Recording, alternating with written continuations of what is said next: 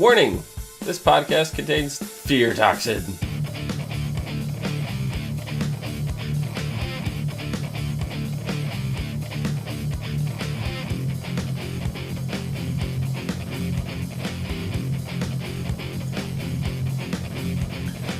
What's up, everyone, and welcome to the As Seen on TV podcast for Gotham, Season 4, Episode 2, The Fear Reaper.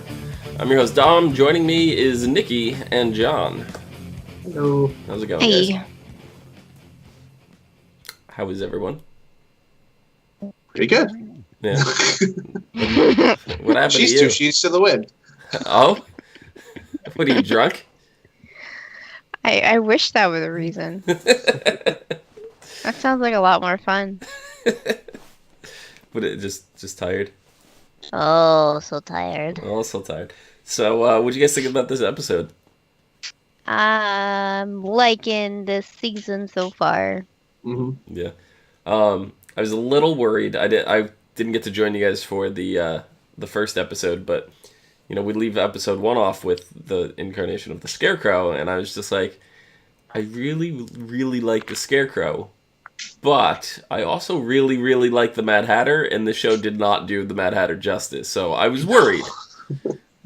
But now after we get a full episode seeing the Scarecrow in action, I've been put to ease, Mm-hmm.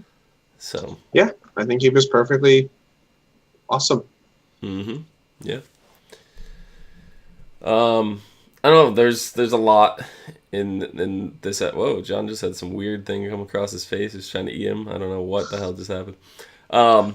It's like I hit level 256 in Pac-Man. Yeah. But so I guess the episode starts where the last one left off, at the criminal's house, that they were making the fear toxin in, and you see Gordon and Harvey going in the house, and Gordon here screams out in the field. So he goes and finds the thief from the end of last episode. And he's dressed like a scarecrow and scared stiff. So obviously the Scarecrow tied him up out there. But I was like, okay, this is how we're starting. All right, I'm down with this. Mm-hmm. And then it cuts to Bruce in prison. He's locked up behind bars in Gotham GCPD. Sorry. Yeah. Yeah. This is funny. But what's funny? Bruce. I like Alfred in this episode. He's really snippy with Bruce. And it's just like, Alfred. Like, I know he had some of the Lazarus Pit put in him last season, correct? Mm-hmm. Mm-hmm. So when I'm just kind of waiting for that to come into play. Yeah, some side effects or something of it. Yeah, I feel like, his newly found, like, kind of, like, attitude towards Bruce, kind of a symptom, maybe? Yeah, because in various tellings of stuff involving the Lazarus Pit, there's usually side effects to it. And they typically don't always. Some cases they do, but they typically don't creep up immediately. Mm. Yeah. So, I'm curious if this is going to be like a slow thing that we start seeing Alfred like build into. Like, one of them is like a need to kill. That's usually the one that's the most used. Because that's the one that Sarah Lance has, right? Or had at one point. Which version of Sarah Lance? The Arrowverse of CW. Spoilers, but yes. Is it? Yeah. It's a series that we're not discussing right now. So, yeah. I don't know. I mean, like in some tellings, it's. Yeah, I mean, in some tellings, it's just like you get crazier every time you use it. Mm-hmm. You become a little more uninhibited, which may be what's going on with Alfred. The fact that he's even letting Bruce do any of this. Yeah. Whereas, like, in, like, the first couple seasons, Alfred was, like, trying to lock him up with chain and keys and stuff to make sure he wasn't getting hurt. Yeah. Yeah. I mean, and it's also, it could just be that he's just at this point allowing Bruce, Groose. the guy from Skyward Sword, I am Bruce, to grow on his own. Groot? And just like, do you, man? Just, don't hurt yourself. I think he's at least recognizing, like, he's a teenager and he's going to not listen to me. If he wants to do something, he's just going to do it. Mm-hmm. So, all right, I'll get you out of jail, kid, but this is the last time. Yeah, so Jim comes in and Groose is like, I broke into the robbery in progress. I wasn't trying to rob anything. I fell into the skylight. Well, what were you doing on the roof? Oh, I was looking for Selena Kyle. Makes sense. It was really smooth. Jim bought it. Jim questioned it. He didn't exactly be like, yep, that's exactly what you were doing. He's like, we'll talk later. So he knew something was off with that, but it's not out of the realm of possibilities, and it was a good enough excuse for Jim to just be like, all right, you can go.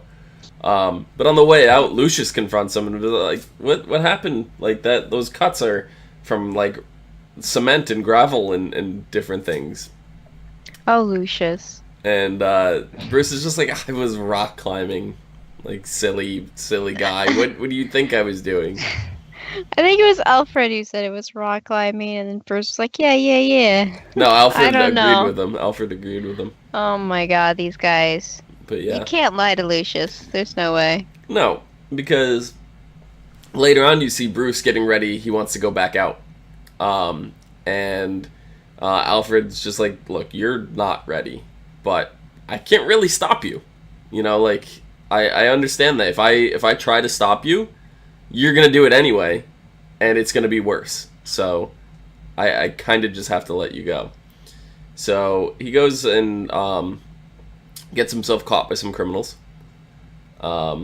which he escapes using a little bit of martial arts, basically a lighter and some brake fluid kind of, maneuver. It was a blowtorch and some kind of accelerant. And then used a grappling hook to fly out the window. Yeah, which, first grappling hook use. Yeah. Proud of you. And then he still gets caught after swinging out the window, and then Alfred's there to save his ass once again. Mm-hmm. So they're having an argument about it later at Wayne Manor, and Lucius comes and knocks on the door. And he comes in with a nice big suitcase, and I was just like, oh, I know what's in there. I know what's in there. He opens it up. There's a Kevlar weaved material suit, very lightweight, bulletproof, with some communication. So this is basically the prototype bat suit. Mm-hmm. And I'm glad Lucius made it, because now he's basically cemented as a tech guy. Yeah. Yep. Well, I don't know. Lucius said it was there, like it was something that they were working on. He didn't say he was working on it directly. He said it was at there when he was working there. So it's like he stole it, And he said, there's communications in there. So Alfred and Bruce go take it for a field test.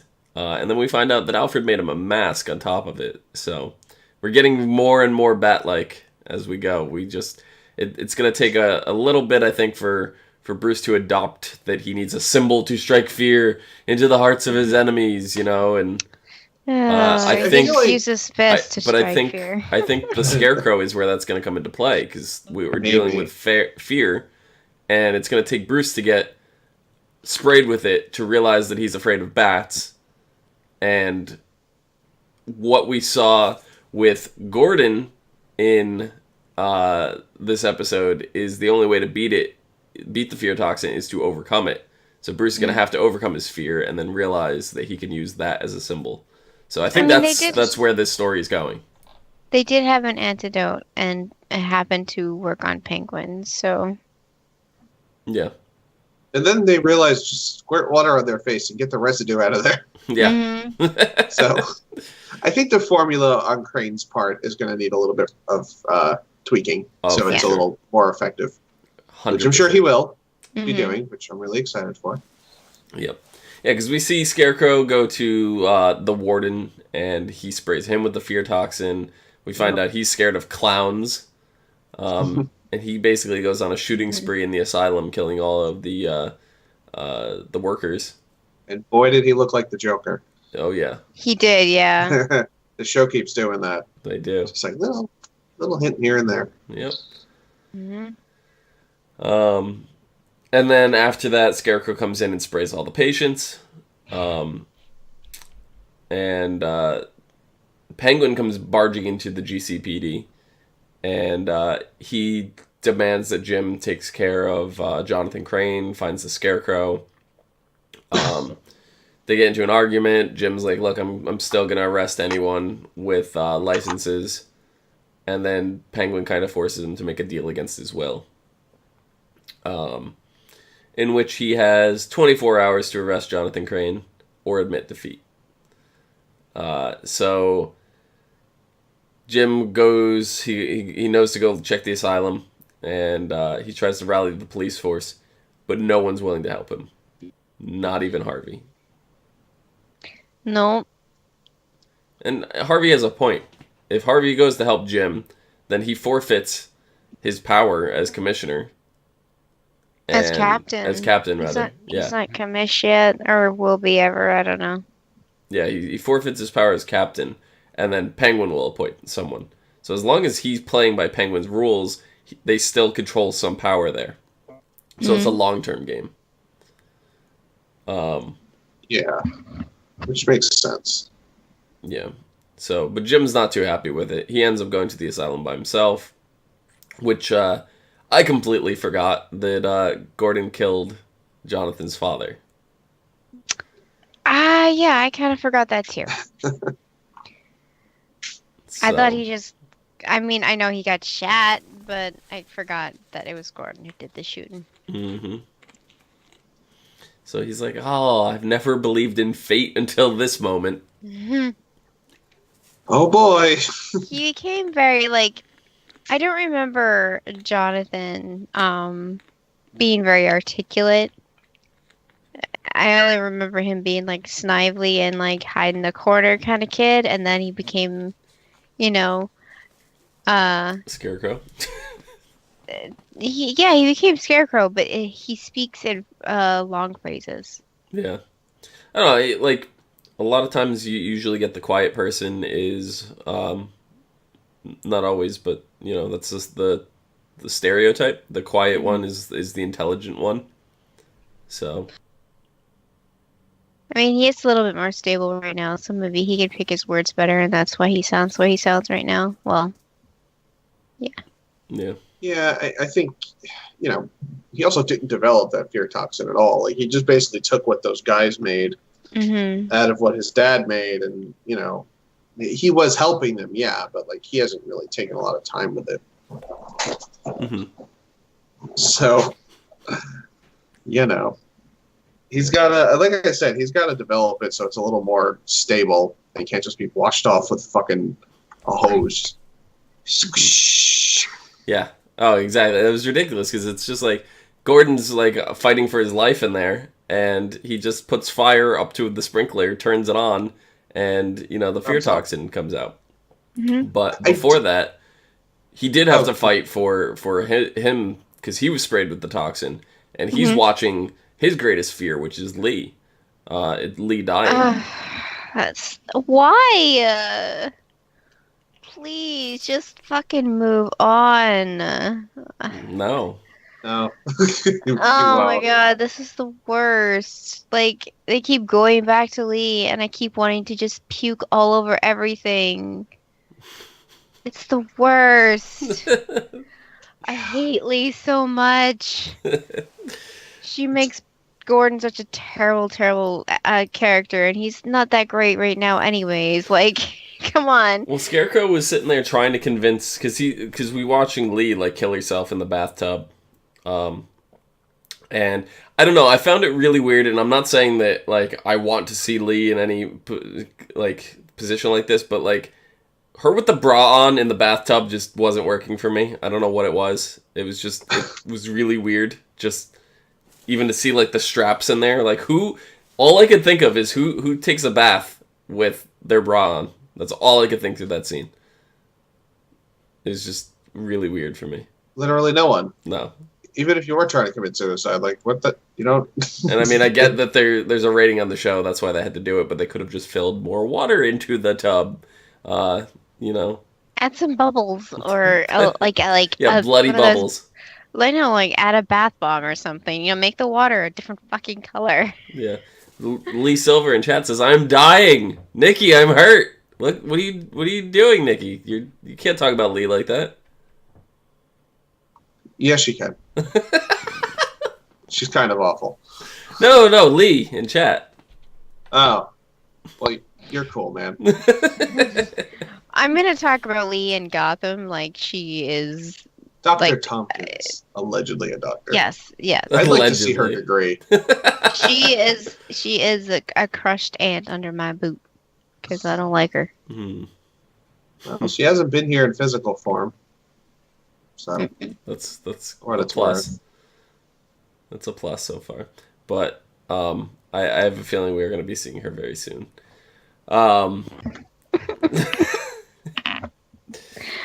So I remember when I used to cry over seeing Barbara. during that whole thing, Scarecrow's in Gordon's ear. He's like, "Kill yourself. Be with her. Don't let her die. You know, like, join her. You know, all this." He's trying to manipulate Jim, and Jim's like, "No, she wouldn't want that. She'd want me to live." And you know, he fights back and he breaks the fear. He overcomes his fear.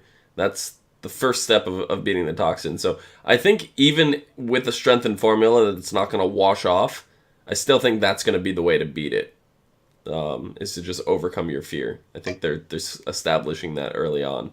There's multiple ways right now to beat the toxin. There's the antidote, there's overcoming it, and right now there's water, which I don't think is going to hold water much longer. Can you just imagine, you know, more people get... infected with this fear toxin, and then the GCPD just starts carrying around water pistols instead of actual guns. Super soakers. No, I hope it's like the cheap see-through plastic ones that look like guns, not super soakers. That would be even better. The ones you win at like fairs and stuff. Yeah, you get like 4 squirts out of it, then you have to refill it. It has that little plastic cork in the back. Yeah. That's what they have to carry with them at all times. Oh my god, yeah, because that's all they can afford. That would be ridiculous. So, Jim ends up failing to capture Scarecrow, and Penguin offers the police a 3 times salary for any of the officers that come to work for him. And Harvey takes him aside, and he's like, "Look, we gotta go talk. You know, whether you want to or not, we gotta go talk. We're gonna go have a drink." They start talking, and Harvey's just like venting, and just like, I miss the days when Don Falcone was in charge. At least things were run fairly. Then the police got to do their work, and the criminals, were regulated, in a way where it wasn't corrupt. And all of a sudden, you see a light bulb go on in Jim's head, and Harvey's like, no, that's not what I meant, Jim. That's not what I meant, You're not...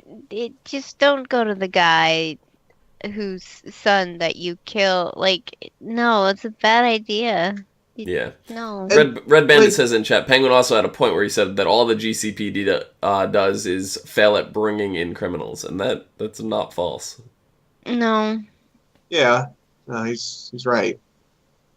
But, like, the whole Falcone thing, like, they tried that last season to overthrow Penguin. Yeah, they did a little bit. No. So, what's different? I don't know. But Jim's going to go talk to him, and I feel like this is when we're going to see Lee again.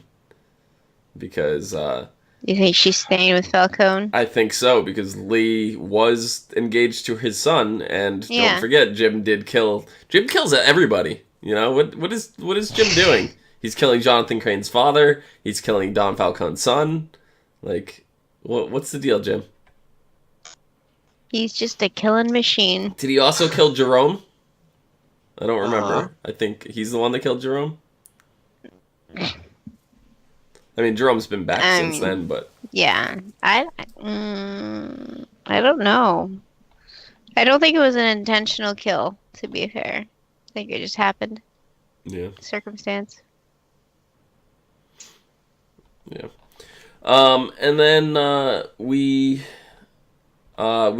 see Selena and Tabitha. They get this note that says an opportunity awaits. And they go Oh. they go to the same address, and we find out that Barbara is alive. She was not electrocuted to death as previously thought. And she even goes as far as saying, "It's Gotham. Check for a pulse next time." Pulses don't even matter in Gotham. Who are you kidding, Barbara? Mm-hmm. We've witnessed how many people die and come back? Enough. She gets it. Yeah. So we find out she has an armory, and she wants to supply the criminals with weapons. She wants to be their supplier.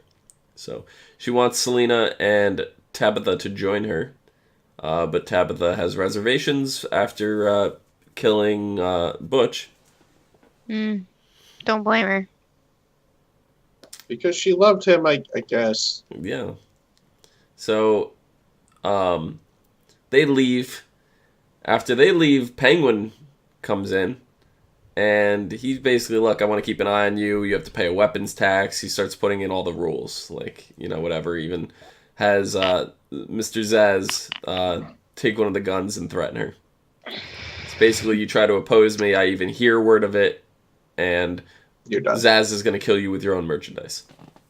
Mm-hmm. So, it cuts back to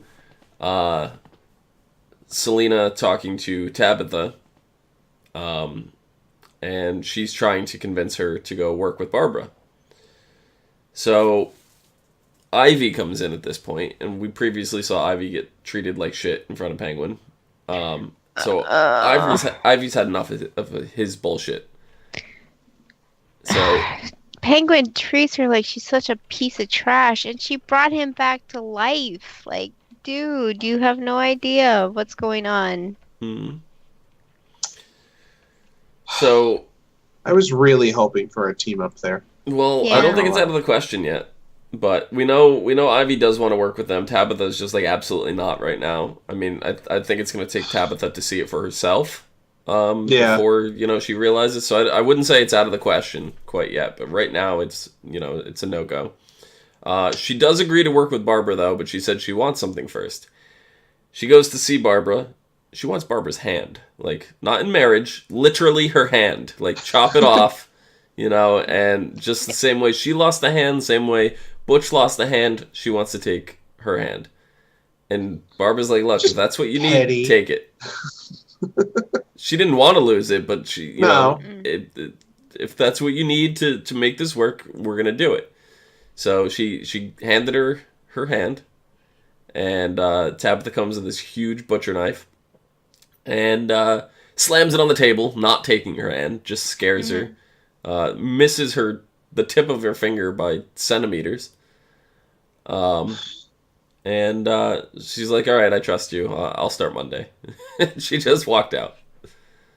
Well, I mean, I don't think Barbara's ever offered a piece of herself like that for anyone, really. No. So.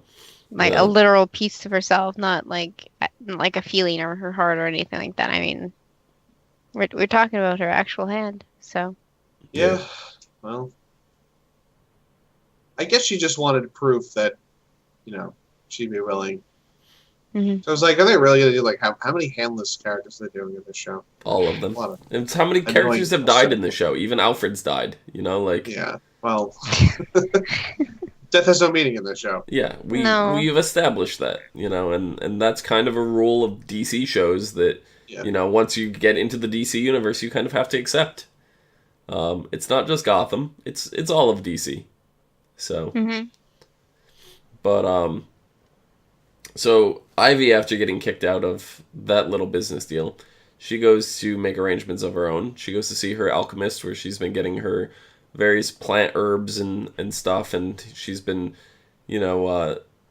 swooning the guy with her love toxins. and taking merchandise without paying for it, and this is how she's been producing, some of her things. But she finds out that he's got special potions that are mixed by shamans and stuff from all over the world, so she tricks him into revealing where they are, and Sniffy wrist. Yeah. He starts warning her, don't do it, it's going to alter your DNA. And she starts drinking it anyway, and then we definitely see a change in her. Those eyes, though. I think she was still changing when they cut away. Oh, yeah. Yeah. I feel like she's going to actually look more plant-like. Yeah. Yep. So, we're probably going to start getting the poison kiss. That's probably going to be one of the side effects of that. And her actually able to manipulate plants. Yeah. And not just like them. Yep. So we're getting closer and closer to real Ivy. So we'll see how that goes. But Red Bandit also said that I like the look of Bruce's costume. The only thing I don't like is the mask. And I have to agree with you, and that's done intentionally. I think it's just like a placeholder kind of mask, because he doesn't have a symbol yet, so he can't shape it into a bat quite yet. Yeah. It's just a standard, like, criminal-style mask right now. So. But, at the end of the episode, it did say, in memory of Lucas Drake, I looked into it, that was one of the digital compositors on the show. He had passed away, so. Oh, that's what that was. Okay. Yeah. So, that is unfortunate. But I do like to see, where they dedicate episodes and stuff to their crew and stuff when that kind of stuff happens. So I don't know the circumstances in which the said event happened, but it's always unfortunate no matter how it happens. Yeah. Do you guys have anything else for this episode? I don't think so. That's basically everything. Yeah. So the next episode is called They Who Hide Behind Masks. Right away, this starts giving me Court of Owls vibe. Yep. We're not done with the court. We know it still exists. So I don't know if this is just a general reference to Scarecrow and Bruce, or if this is going to go back to the court from last season. It says Gordon takes matters into his own hands when he travels to Miami and attempts to persuade Carmine Falcone for his help in the fight against Penguin. There he meets Carmine's daughter, Sophia, who unexpectedly follows Gordon back to Gotham. The battle for Penguin's prize weaponry continues during auction night at the Iceberg Lounge, and Bruce's presence puts him on Penguin's radar. So, new lady for Jim to fawn over. Wonder how long till she gets kidnapped. Do you want to make a bet? Do you want to just try to call it how many episodes it's going to take for her to get kidnapped? I wouldn't have any idea. I'm going to say 2 minimum. 2? I was going to say, since this is going to be episode 3, that that doesn't count as an episode. Right, so I'm saying 2 after, episode 5. I say episode 7. 4. I say episode 4. 4? Okay. And you think 7? All right, let's see. 4, 5, and 7. Prove us wrong, Gotham. Don't kidnap her. Watch, she's going to get kidnapped in next episode, and then we're all wrong. Eating our hair. I don't want to eat my hair. Oh, I wouldn't even be here for next week to find... Damn it. No. This bitch better stay safe next week. I don't even know you. Do you want me to text you and update you, John? Just yes or no. That's all. I won't even tell you the context. You'll just have to remember what that's for. That's fine. Okay. Oh God. John will not be joining us next week. He's going to be frolicking through the wonderful, magical world of Disney. Oh yeah. I'm jealous. It's a way better setting than Gotham. Yeah. What better manicured gardens, I suppose. Yeah, probably. So, but I don't know. The synopsis mentions nothing about the court, so that might be like a reveal at the end of the episode, or it may just go deeper into the psyche of our masked vigilantes right now. Yeah. Maybe. So, but all right, so I think that about does it. Nikki, besides bed, where can the people find you? On Twitter at LadyVenom24, LadyVenom24. She It's was like totally muscle memory. dozing the whole episode. I don't know how much you guys saw. She was like a bobblehead. I John, was still listening though. John, where can the people find you? You find me at no more on Twitter. And you can find me down below at Phenomenon, PHENOMEDOM. You can find us all and more on Facebook, Gmail, G+, Twitter, MySpace, and right here on YouTube at /ASOTV podcast for some more podcasts for some of your favorite TV shows, movies, and games. Until next time. Toodles. Latest. Alligators. Mm-hmm.